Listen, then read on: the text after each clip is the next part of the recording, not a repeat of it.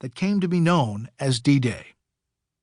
World War II still has an influence on our lives, although it is growing more distant.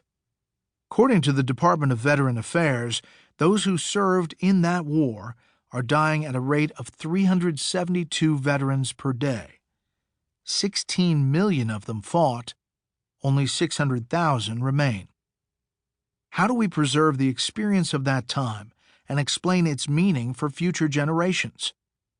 I always tell my two sons, Paul, 12, and Daniel, 9, that history is a living thing, and I've found that to be true for myself. I was born 26 years after D-Day, but growing up, it felt as if it was a part of my story too. Respecting and revering the veterans who came to be known as the greatest generation was standard practice.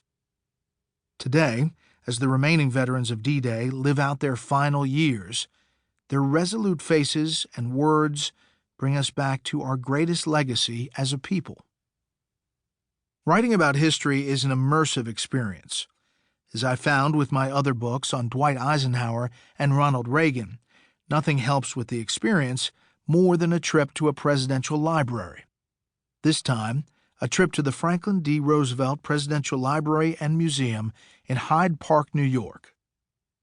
About 40 miles north of West Point, above the Hudson River, the vistas are breathtaking in all seasons. Touring the grounds can put you back in FDR's time.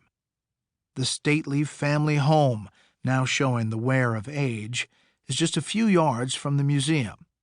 And walking the long driveway, it's easy to picture Roosevelt, his legs shrunken by polio and encased in steel braces, struggling for hours at a time, trying to walk again.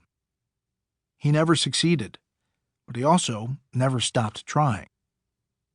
Driving the back roads of the property, one can imagine FDR doing the same in his 1936 Ford Phaeton convertible with special hand controls.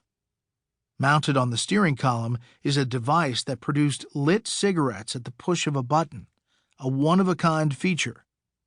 He loved that car and often drove along the side roads and hills of Hyde Park, taking the curves at breakneck speed. On a hill at the easternmost corner of the property is Top Cottage, which FDR built as a private retreat. The long, flat porch of the modest cottage was the setting of a picnic the Roosevelts hosted for King George VI and Queen Elizabeth of England in 1939.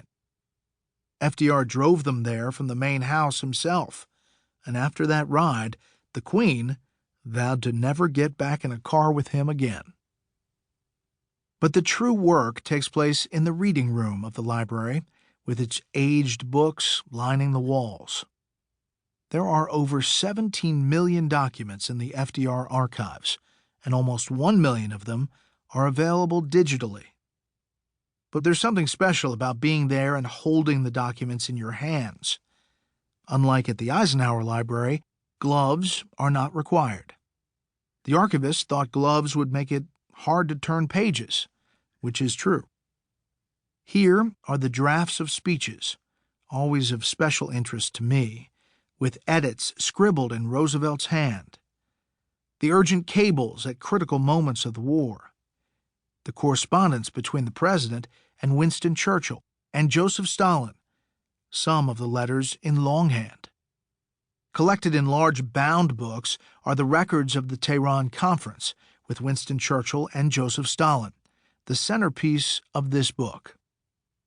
The first-hand accounts of observers and translators bring one into the room as they fiercely debated the wisdom of a cross-channel invasion on Western Europe.